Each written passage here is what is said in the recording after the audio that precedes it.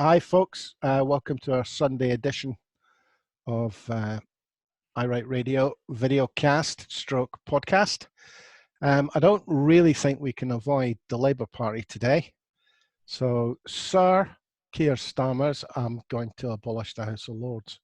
Sir Keir Starmer, and battling Jackie Baillie have taken up various positions. Jackie Baillie is now the deputy leader of the Scottish branch of the British Labour Party, and Sir Keir Starmer is the leader of the British Labour Party. Thoughts? Should we maybe start with Keir Starmer's? Jimmy, you're an ex-Labour man. Yeah, I'm not surprised he won, mate. I guess I'm probably kind of surprised by the margin. It would indicate that an awful lot of the Corbynites either didn't vote or were seriously unimpressed by Rebecca Long-Bailey and thought Keir Starmer was a better shout. It's just a move to the right again for the Labour Party, and a slight move to the centre. I know he describes himself as socialist, but he's really not. He's not. He's certainly left the Miliband, is he not? I don't think he's left the Miliband, mate. I think he would tend to talk left the Miliband, but his entire career would indicate somewhat different. Stuart? Yes. I spent an interesting morning checking out the different angles on Keir Starmer. Morning Star I started with, then I went to The Guardian, which is a fairly broad spectrum of opinion on the Labour Party, is it not? I think we need to put it in perspective. Bear in mind where we are. YouGov this week scored Johnson the biggest positive rating of any government since 2003, because nothing can save us from the state. And on the other side of the coin, even the Tory press howls at its shocking ineptitude and dishonesty about testing and protective equipment. However, Boris Johnson's team is an ill-assorted cabinet chosen for hot Brexit passions, not character or competence in a crisis. Now, Keir Starmer, if one thing he's got to be very good at is forensically taking apart Boris Johnson. After all, he was Director of Public Prosecutions, was he not? I think he is definitely a details guy. But on the point you made about Miliband, he was described both as Miliband and Harold Wilson. Oh no, and Tony Blair somewhere in between. So what is he? Well, if he's as competent a politician as Harold Wilson was, they've scored. What he lacks, though, is any sort of charisma. He's another charisma bypass guy, isn't he? Does he need charisma? Well, I think you do. In today's politics, I think you do. I think you're right. But I just thought I'd ask. You also need, by the way, you also need a slogan. I don't know, get Labour done or something. I don't know. He's got to come up with something, his own byline. Done in the middle. For God's sake, can we maybe suggest that he comes up with a 2-word one or a 3 or 4 or a 5-word one? Because I'm pig sick of these 3-word ones that Dominic Cummings is coming out with. Oh, Clearly, he's back at his desk the date of the day. I don't think Dominic Cummings invented the 3-line thing. It's punchy. No, but he's invented the 3-word line that's all that the Tories can come out with. Well, it's all psychology, isn't it? It's like rhetoric when you're debating. We'll fight them on the beaches, we'll fight them. Repeat everything 3 times. I think it comes under the same category as that. Follow the rules, follow the rules, follow the rules. Ram it, you fudge. Sounds much better to me. So the press got the man they wanted. Yes, definitely. Which is worrying. Mm-hmm. Rebecca Long-Bailey, I think, will be in the long grass. He'll give her a job, I would imagine. But I see the future more as Nandy's than Rebecca Long-Bailey's. Well, the worry, when you say the press got the man they wanted, they didn't get the women that they wanted. They wanted Lisa and Andy. They wanted Jess Phillips desperately. So you have to assume that both of these are plants within the Labour Party. I mean, Lisa Nandy's are nothing. Let's be clear. She's vacuous. And she will say, like Boris Johnson, she will say anything whatsoever to be popular. So the fact that she's been pushed to the fore by a right-wing press should mean that she sits on the back benches and he tries to silence her, but he won't because he's not got the cojones to do so. It won't be. We won't have to wait long to find out what his cabinet's like. Apparently, he's going to announce it this afternoon. Jesus. Well, I suppose it's been pretty certain he was going to win. Be ram full with people that I'm just saying it'll be ram full of people that the press love. The press will be sitting, wee clappy handy things to all these people who are right on message. Jeremy Corbyn was what's the message going to be? Jeremy Corbyn's a lovely guy, but he got it wrong. Peter Osborne did a good piece on Corbyn, actually. Peter Osborne, is it, or is Peter?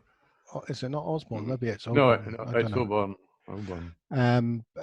Basically saying that regardless, he moved the party back left of Tory light Blairism. Will he bring back the big hitters? Well, the big hitters that are left. How many of them is there? Who are you thinking of? Oh God, I can't remember. Yvette Cooper will be straight back into a senior position. That's really the sort of level I'm talking about. Mm-hmm. Yeah. John McDonnell back? No, he doesn't want. He's wanting nothing to do with it, mate. He's looking to almost semi-retire. John McDonnell. I think a few years on the front benches was a few years more than he could cope with. But it'll be interesting to see if we get. There's some voices from within the Labour Party, the likes of Caroline Flint or something, who's more a media personality than anything else. God, no. What? Herbert's a member of the Israeli Defence Forces. You see, politically, how bad an idea would that be after the total drubbing they got on the anti-Semitism issue? Well, there's an area that I'd rather not go down, apart from the fact that it's just a political tool used to destroy the left and the Labour Party. It worked, it certainly did. It has to be one of the most successful smear campaigns that I've ever seen. Well, there's a point. That's what they're doing to Alex Salmond, aren't they? However, perhaps we better not go there today. Has either of you read Danny Garavelli's new item today? I've not yet. No, I will do. Okay, so the British Labour Party have a new leader, and we've got, who is, by the way, we should mention and talk about, anti-Scottish independence, anti-an independence referendum. Let's not forget. Yeah. But let's remember, he's that clever about Scottish politics that he's already come out and said that he will win Scotland back for Labour. So he probably doesn't even realise they're polling now at about 12%. He's probably not been told that yet. Is it the Labour Party policy that this is a war of attrition into the independence question, and that if they just keep that door shut, that we'll all eventually sneak back into the Labour camp? Is that the way they're thinking? I really didn't think they have thought much about it, mate. I think they think our votes are theirs by right still, and that they will get them back. Because they've never addressed the question. They've never addressed the changes in Scotland. Right. Go on, Stuart. No, you're right, Jimmy. I was just going to add into it that you think about, here's the question. Where are the young guns in Scottish Labour that are going to take it forward? Neil Findlay, we know where he's coming from. He's never a sort of government man. He's just an opposition man. That's what he's designed for. He's also stepping out, isn't he? He's a poor man's Corbyn, and he's leaving politics. Oh, there you go. Paul Sweeney, he lost his seat, even, or Paul McSweeney. I forget whether he had a Mac or not. I'm trying to think. There are no young guns in there. They're reduced, mate. They're reduced to Monica Lennon, and Monica Lennon has no credibility in my eyes because she tried to jump on a Me Too bandwagon and then jumped straight back off it again when it possibly threatened her career, and she was offered a front bench place to shut up. Oh well, what about Jenny Mara? That's the two that sprung into my mind. Monica Lennon and Jenny Mara. Yeah. Who are Jenny dyed Mara's in the too wool. your face, mate. Well, I mean, they're both dyed in the wool genetic old Labour. Hmm. But they're I also mean, both willing to chuck anything or anyone under a bus for career advancement, which makes them dyed in the wool old Labour, I suppose. yeah, that's kind of the way Well, well, I see it. I this morning I analysed actually 3 different angles in the Sunday papers. So there was a Morning Star, there was Andrew Rawnsley, oh no, 4, Polly Toynbee and Owen Jones. You probably forgot who Andrew Rawnsley is. I think he It used to writes be for the Guardian. the Observer, whatever. Yeah, it's interesting reading all 3 of them. There is no only the Morning Star brought up how Keir Starmer's major deficiency, which was the way he operated as a DPP, and he failed to prosecute the police when they killed that guy that wasn't a terrorist. They shot him on a tube train with the security forces. South American guy. Yeah, Brazilian guy. 1 or 2 other things that the Morning Star pointed out. I think somebody claimed that, I think maybe it was Polly, it doesn't matter who, claimed that he hadn't, there was no problem with him at all. He was a wonderful guy. I think I'll probably, Polly Toynbee, I think, almost certainly. And nowhere in all 3 columnists in the Morning Star is there any mention of the fact that where they really went wrong, Labour Party, was by sitting on the fence over Brexit. Well, his position on Brexit is it's done. As far as I understand it, they're so terrified of Brexit. I don't think they even want to talk about it. I think the left just are going to moaning leave about it. The left are moaning about him on Brexit, but well, it wasn't really his position on Brexit, was it? His position on Brexit was overruled by Jeremy Corbyn. It was Corbyn's decision to cling to the fence so tight with his butt cheeks that he almost bit the top of the fence. And I'm waiting for an apology.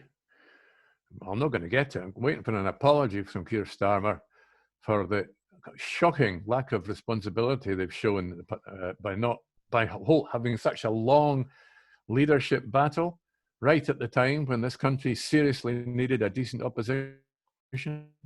Well, again, his choice that was Jeremy Corbyn's. And quite apart from anything else, politically, that suited them down to the ground. Who? The Labour Party? The Labour leadership, because they didn't have to then get involved in any real depth with any of the problems. Yeah, it was really set in stone so that they could let Boris be hoisted by his own petard around Brexit. Aye. They were expecting, they weren't expecting obviously this coronavirus thing, so they were expecting Boris to be up to his neck in, are you going to ask for an extension? Because if they weren't asking about coronavirus every 5 seconds, that's what people would be asking right now. Are you going to ask for an extension? That'd be the only question in politics at the moment. Owen Jones made an interesting reference. He referenced back to somebody called Landman. I don't remember this guy. He was the Labour Party leader immediately before Clement Attlee. Jesus. Right, I know. He was soft left. He could have been compared to Keir Starmer. And he had to deal with, went into government, of course, wartime government with Churchill. And he had to deal with that. And of course, then we had the huge Labour win in 1945. So Owen Jones was drawing a comparison with Keir Starmer and, of course, the Churchillian antics of Boris Johnson and the mess the country's going to be in. So what will it be like in 4 years' time? Well, maybe that's part of the problem with the Labour Party and the left in general. They live about 50 years behind the rest of us. They're still going on about party leaders prior to Clement Attlee. It's the level of navel gazing is astonishing. You've just elected a new leader. Didn't be comparing them to somebody for the middle of the last century. Start looking forward. What I don't get is when the Labour Party is a government of the status quo, it's Tory light. Mm. When they're a genuinely revolutionary party, the NHS, nationalising after the war stuff, they also have landslides. And that kind of divides the Labour Party. There's one half of it wants to be the status quo party, and there's the other half that wants to And be the other the half wants to be revolutionary Citizen party. Smith, aye. And Power until of the they, people. and until they can get that reconciled, they're, even if they're not split, even if everybody in the Labour Party supports Stamer, it's still going to be perceived as a split because of the different ideology. Mm-hmm. They need to find a way around that. And I don't think, without a big idea, an NHS, I don't know, universal basic income, who knows? But without a big idea for them all to coalesce around, I can't see them going anywhere. Mm-hmm. I mean, look what Fortunately, the Tories have done for 10 years, and the buggers have got more seats in Parliament now than they had when they started all this. Fortunately, we can ding it a wee bit, Norrie, and concentrate on Scotland a bit, because I didn't think Labour will make much. I think they'll do no bad. They'll make a few inroads into Boris. It depends really on how Boris acts on Brexit. The coronavirus thing, I'll see it sell out. If he gets Brexit done, mate, he's a hero. He's a hero to the English, and he's guaranteed to win the next election, because however he messes up over the next few months or 2 years, that'll all get blamed on Dominic when they fire him. Well, look, I don't think we can forget what Corbyn's legacy is supposed to be. On the one hand, regarded as a failure, but I came across this morning. I had forgotten about this. Labour came within 2,227 votes and 7 constituencies of forming a government in 2017 election. Yeah. And I mean, how close was that? The right of the Labour Party, forget that. I mean, he polled better than Blair. It was so close in voting numbers. And and it's then all forgotten about. Absolutely bollocks it afterwards. Yeah, no, well, I'm not disagreeing with that, but you know, the Brexit fence sitting was a complete disaster for him. Well, but what else could they have done? Yes, but that was immediately after the Brexit vote, and of course there was a very strange political atmosphere south of the border, wasn't there? Oh, we've got to agree. It's the vote's been made, but the vote wasn't even an obligatory referendum, and yet they all rushed in to say yes, let's all Brexit. But 2 years later, half of them are changing their minds. The Brexiteers. Just imagine if they didn't deny the franchise to an entire nation, they would have won the 2017 election. They'd have got themselves a few seats in Scotland if they weren't quite so virulently anti-Scottish. There you go. Well, now that we brought Scotland up, let's go back to Bomber Baillie, the bastion of Britishness. Sorry about the alliteration. So now we have battle axe seen you into your alliteration. So now we have Bomber Baillie, totally against the referendum, totally against independence, 100% behind nuclear weapons, sitting as number 2 in the Labour Party. What does that tell us about the Labour Party in Scotland, chaps? Oh, come on. It's a wee bit more divided than the Labour Party nationally now. Do you think?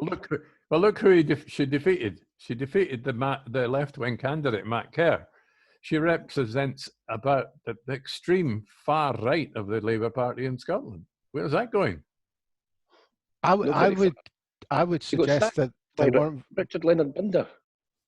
Sorry, Jimmy. Richard Leonard Binder, mate. Richard Leonard Binder for the front bench team, and now she's been elected as his deputy. In other words, she's the next leader of Scottish Labour when they get absolutely slaughtered at the Scottish elections next year. Oh, well. Well, I don't think they voted on our politics. No, they voted on... I think they voted on... the only one to stand, mate. Nobody knew who Matt Keir was. Well, I think they voted on our competence or our appearance of competence. Competence? Well, she spoke for, who was it? Joanna Lamont? Who was it? Or one of them, she did question FMQs, and she was very competent. And I think they're so desperate after the hoodies they've had in the last few years to have somebody standing up there who looks like they could lead, that they voted for her on that basis. Yeah, but let's remember, mate, even this morning, as Stuart said before we came on air, the two-facedness of Jackie Baillie came out big style. What was it she said? I wrote it down there. I'm not going to second guess a medical professional, and then proceeded to do exactly that to Gordon Brewer. Aye, okay, Jackie. Talk about saying whatever you think will make you popular. She's the world's worst for it. Well, she's a disaster in a dress. The other, I think, big issue is the fact that she supports nuclear weapons. But in Scotland, that's not going to go down well anywhere. Only the Tories support it. And Scottish Labour, it should make you unelectable to the position as deputy leader, and she's just won that election. Well, it's Scottish Labour Party policy, isn't it? What, to continue with the nuclear? No, to get rid of them. It's Labour Party policy to continue, but it's Scottish Labour Party. Yeah. Because they're a different party, honest. Yeah, I know. Mm-hmm. But no, you're right. That's why I was taking that for granted for some reason. What about the Liberals? Oh, they're just Tories. The Liberal position. God, I don't know. I don't know if they're pro or anti-nuclear weapons. Oh, they're probably be pro. Is that enough on Bomber Baillie, or do we want to insult her some more? Kind of is, mate, really. There's no lot to be said about that. Her accent's beautiful. That's about the only thing that can be said about it. And clearly that comes from an international school. That's where she's got the cut glass accent. We should possibly note that the leader and the deputy leader of the Scottish Labour Party, are not Scots. Is Jackie Baillie not Scottish? It's English. I always assumed because she represents West Dumbarton, she lived in Helensburgh. But it turns out Helensburgh's in Argyll and Bute. So there you go. She's in Dumbarton, Yeah, well, Dumbarton's just next door to Helensburgh. Helensburgh's very posh, Yes, aye. So we have a Scottish Labour Party led by our cousins, the English.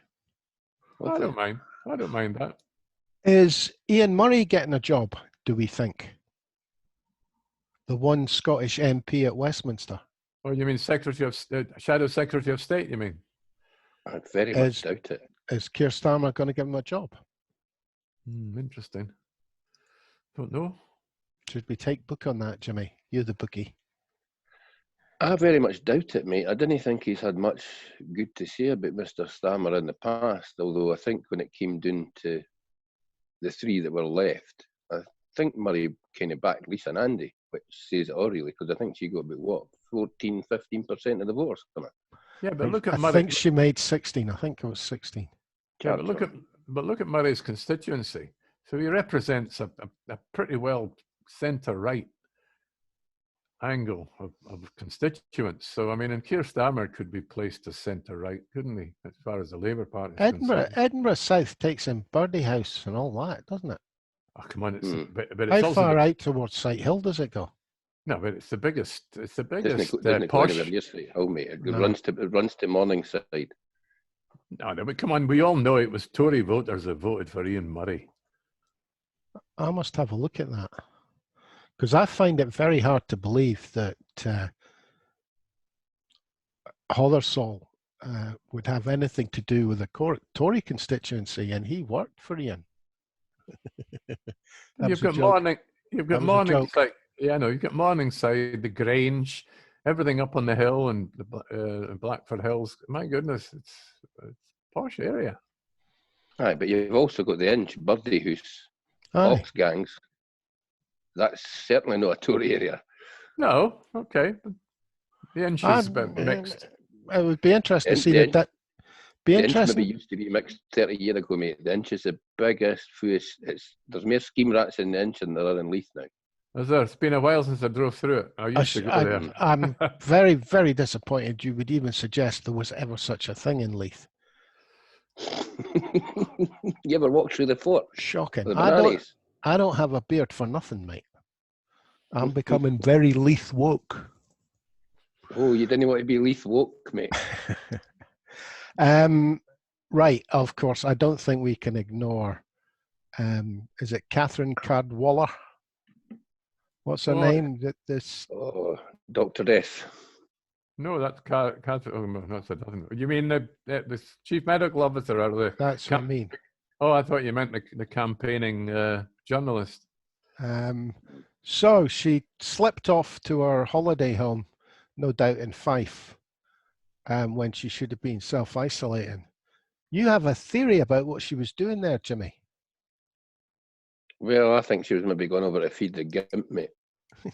I think the gimp's been sitting in the cellar for a couple of weeks now with very little food, and the middle class types needed to go over and make sure that he was still alive so that they could bring him out and use him and abuse him at a later date. I have to admit, if she had a good excuse, it would be just going there on her own, and then she could have said that I was just going across to check that the plumbing was all right, it wasn't flooded or something. But she went with the whole family, so. Well, Kenny Farquharson has just tweeted that it's very hard to see how the CMO can still be in her job by the end of today. I don't agree with that. Which means she's not a politician. That's the problem, you know. She's a chief medical officer, not a politician. She's not expected to be PC. It's very hard to see how Kenny Farquharson has ever got a job, because he shows no common sense whatsoever. That, to be honest, mate, I'm no fan of the CMO, if I'm honest. I think she's a bit of a nippy sweetie. But this type of clipe culture bugs the living bejesus out of me. The fact that some wee posho for Errol's Ferry has sat and waited with her camera. She's probably been stoating about every day, hoping that one of that lassie's family turned up. Because let's be honest, folk in Errol's Ferry will hate the fact that a certain percentage of the homes are owned there by the rich from Edinburgh. So this is just another wee bit of NIMBY cliping going on. And the fact that it made the front page of The Sun should mean that the rest of the media treat it as the snot that it is for me. What I don't get is, you come out your back door, you get in a car, you drive to the top of a hill, you get out your car, you keep 2 feet away from everybody, you get back in your car, you drive home, you go back in your house. I don't understand why you're not still self-isolating. Mm-hmm. I agree. They're saying that because she's driven 40 mile, mate, they're now trying to say that, you know, you should stay close to home. It's not really, and the whole second homes thing came about with their comments about people going up to the Highlands. So they're calling it hypocritical. Well, I don't understand why it's become an issue that to travel but stay self-isolated is a problem. Are they worried your car breaks down? You got to phone the AA.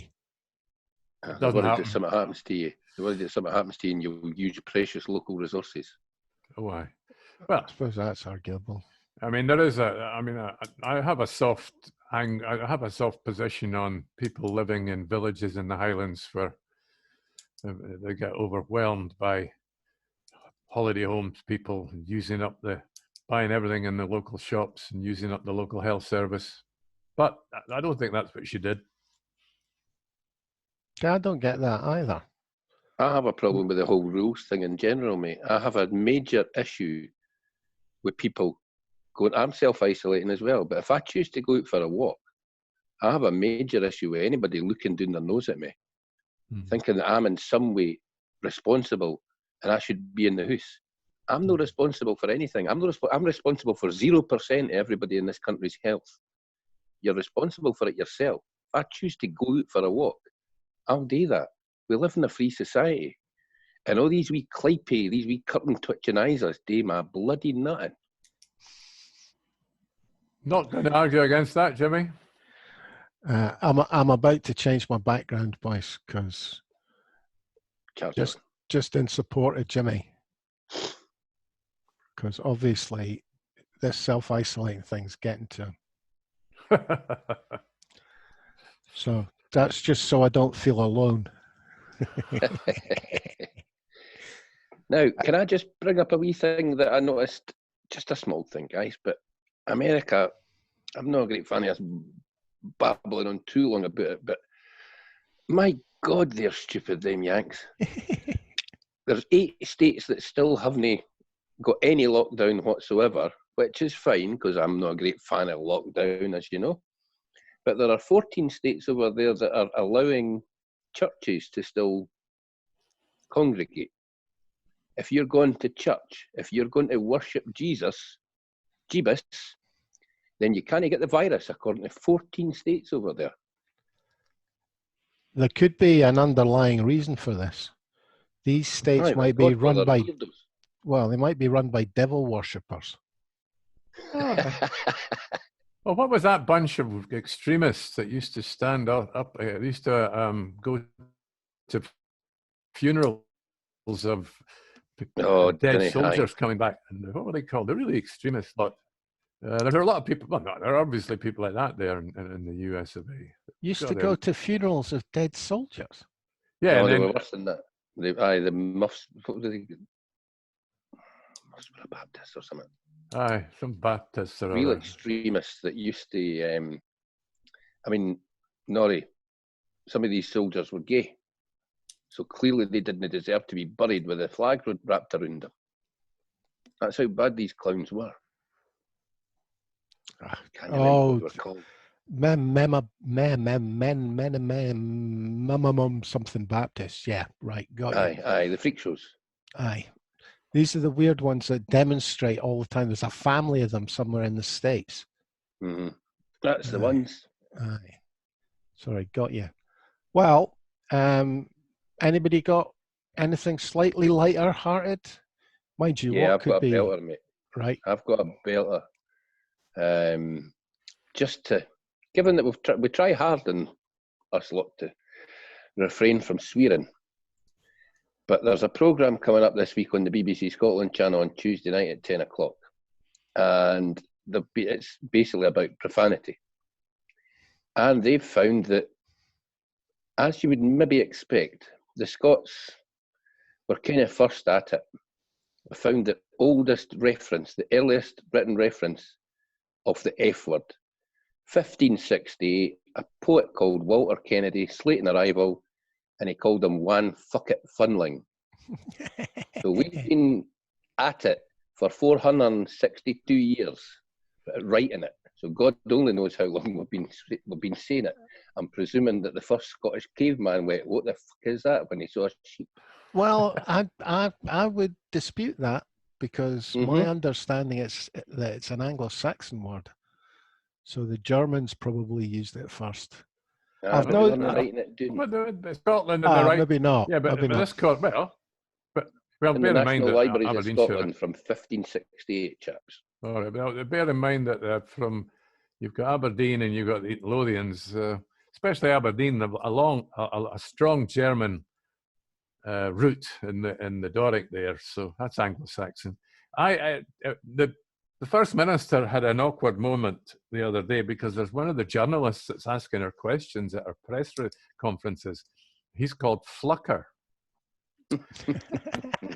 And one of the jobs I had when I was a young man on a Friday, I worked in this engineering factory. There were 200 guys would come up and they'd queue in front of this window for their wages in a brown paper packet. And my job was to stand there at the window and shout out people's names.